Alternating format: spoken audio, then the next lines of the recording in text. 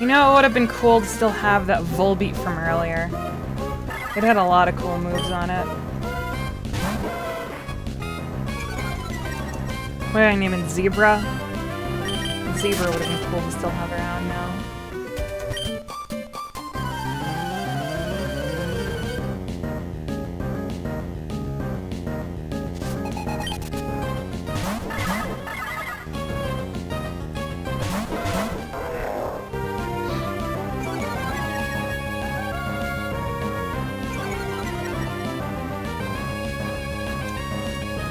You know what always baffled me about Emerald is that like in like Fire Red, Leaf Green, right? They they took the Pokemon that weren't in that game, that weren't obtainable, and they just literally gave them the exact same sprites that they had in this game. Like any Gen 3 Pokemon that was introduced in Gen 3, that was put into Leaf Green, Fire Red, literally just had the same sprite it had in Ruby, Sapphire, Emerald. However, the Pokemon that, any Pokemon that's in Leaf Green, Fire Red that is not in these games has like a completely different sprite. And some that appear in both games have completely different sprites. Like Zubat has like a totally different sprite, I think, if I remember correctly. And the Chop does. Like, it's the same generation, and yet Leaf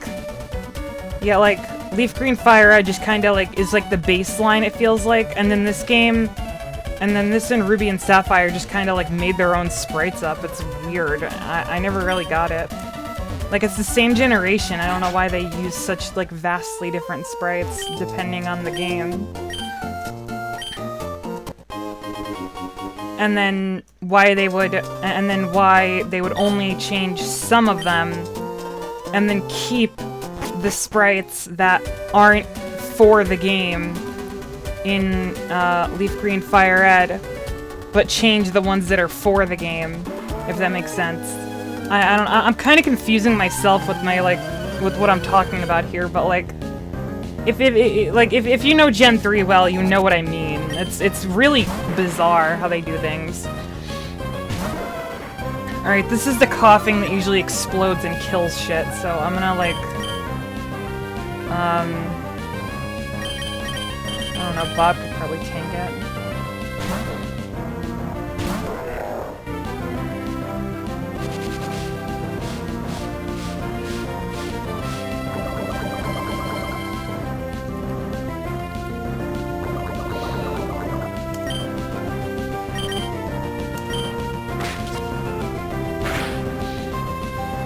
That was a good hit. I was not expecting Fake Out to do that much of all things. Holy shit.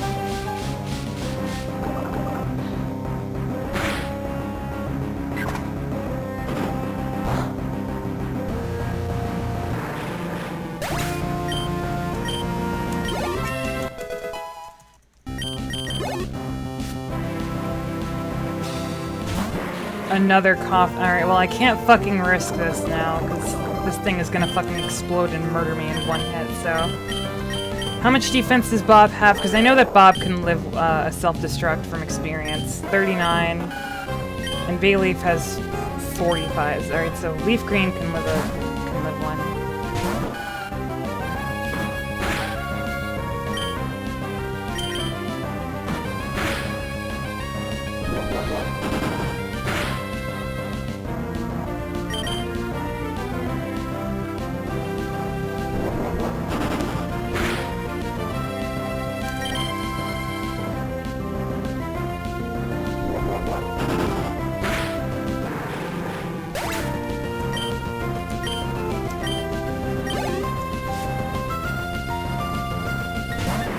You know, I kind of keep forgetting to take the EXP share off of Alistair. Alistair's already, like, a high enough level that he doesn't need it right now.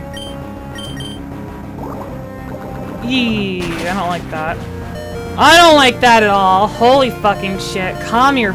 Oh, god damn it. Alright, so, this isn't great.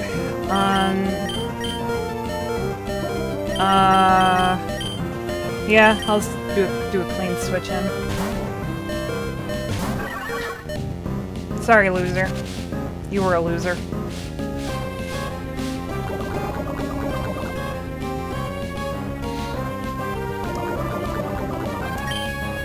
I don't know, fucking feint attack. How is loser faster than the coughing?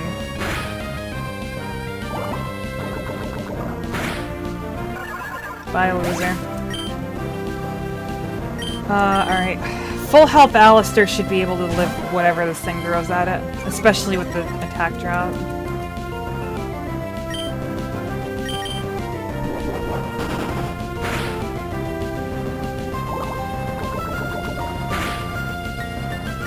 See, this is why it's good to have, like, throwaway team, like Spinda and shit, because then you can evade having one of your beloved party members die in a battle.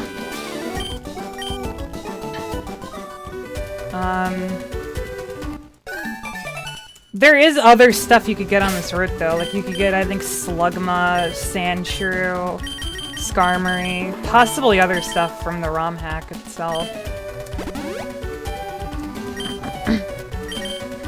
So, it kind of sucks I didn't get any of those, but oh well. Do I have a berry that heals poison? Probably. Yeah, I do.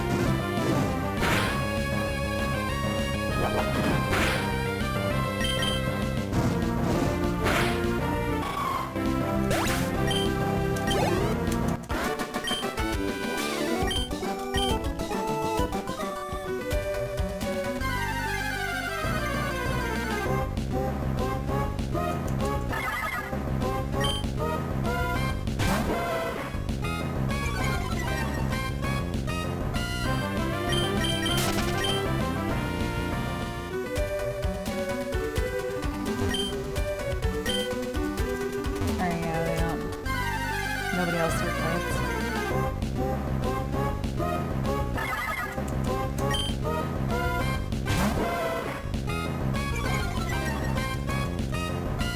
Alright, so is there like not other Pokemon here? Is there only fucking Spinda or something?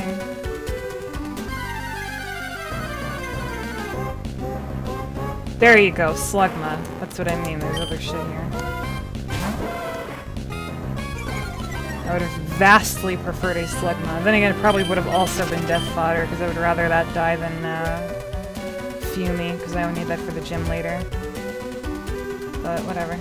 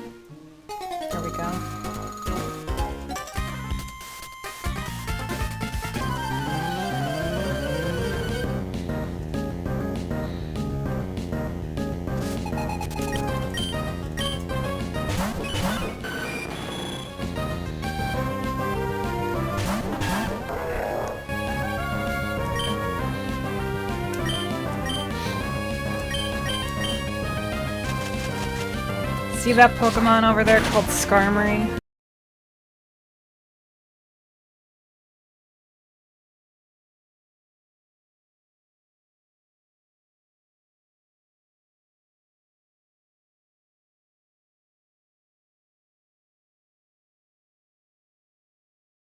Get lucky.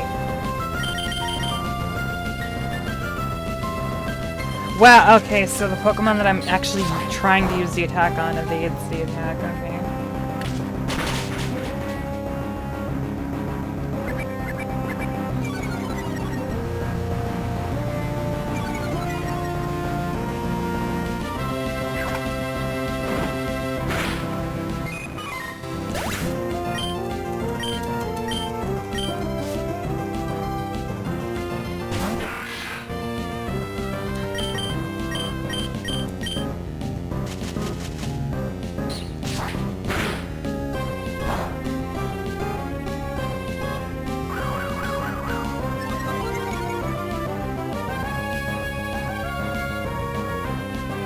Earthquake? What the fuck?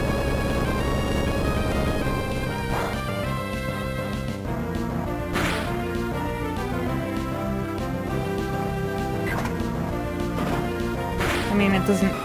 It's not terrible, but like... That's not expected.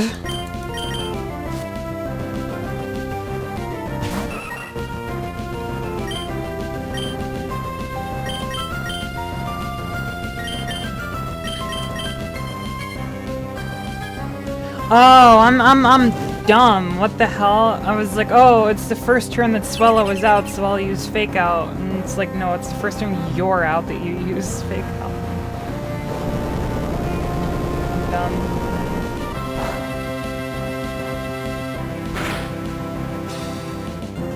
It does not affect Swellow.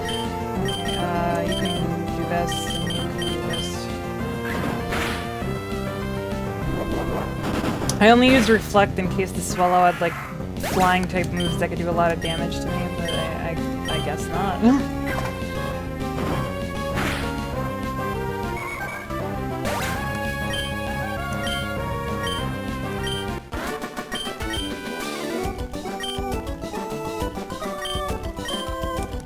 This is a dream, I'm sure of it, as if you're like the best Pokemon trainer of all time with your fucking Skarmory and Lombre. I mean, the Skarmory is pretty cool, but the Lombre is pretty shit, honestly. Well, I shouldn't say that. That's not a very nice thing to say. I have my own, Lotad in the piece, in the, not the PC, the daycare that I need to get out eventually and use. Merp. I'm sure the Merp will be of use, soon enough.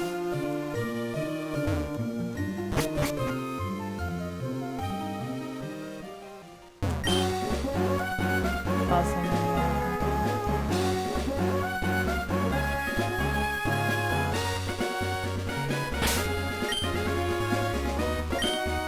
Yeah, there's mostly fishermen here, so I could just probably plow through them with leaf green.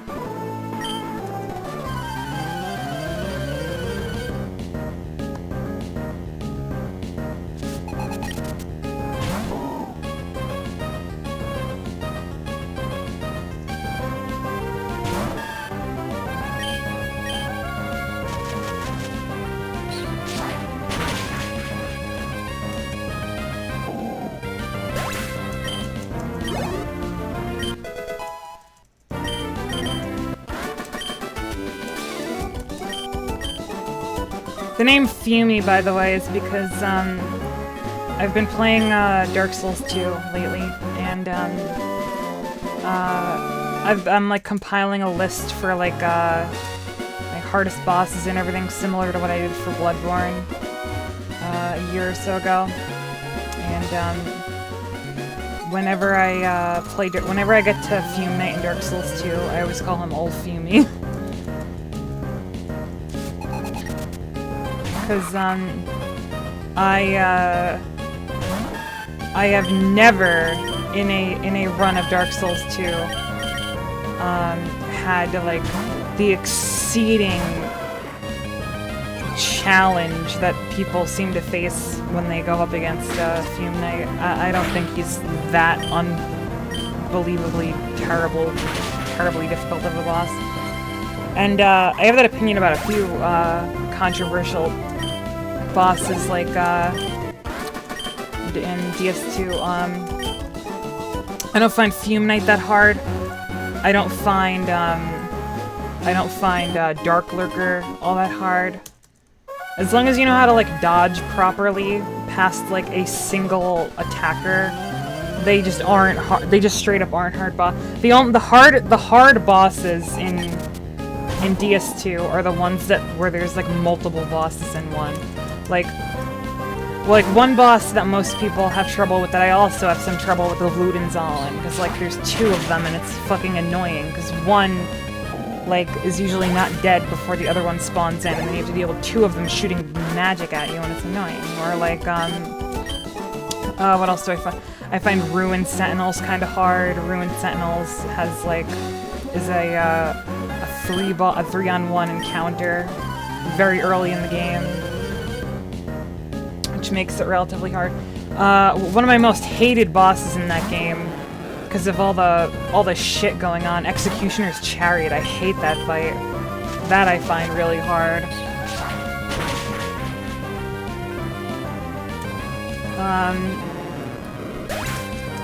Yeah, I still need to compile the list. I have about 10 more bosses to go. I'm done with the DLCs. I just need to do like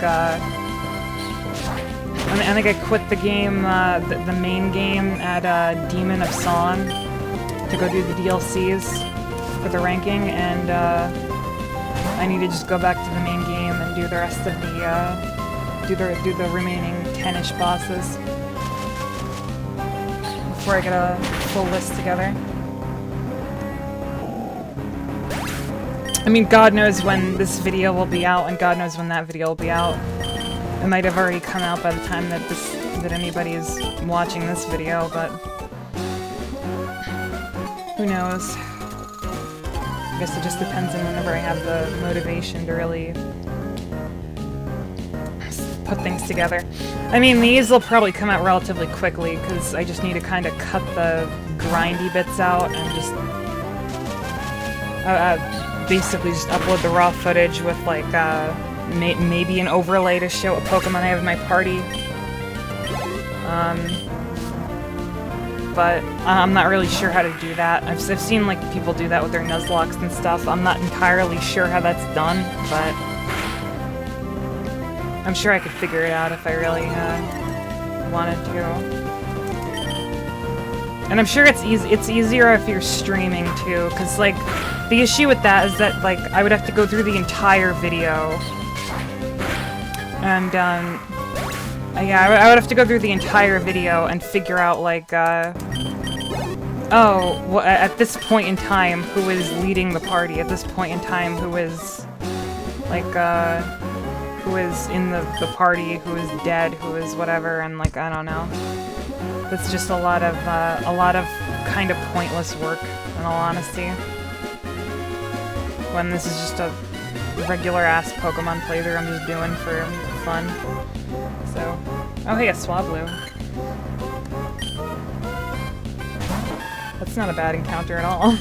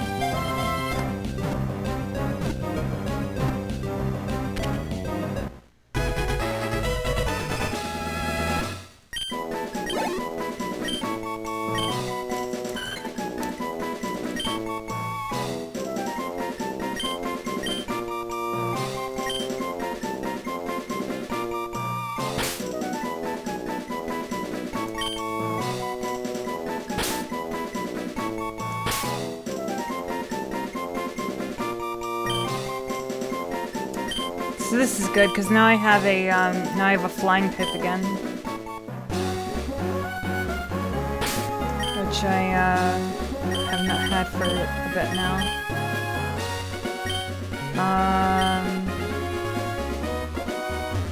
I don't want to fight those sisters.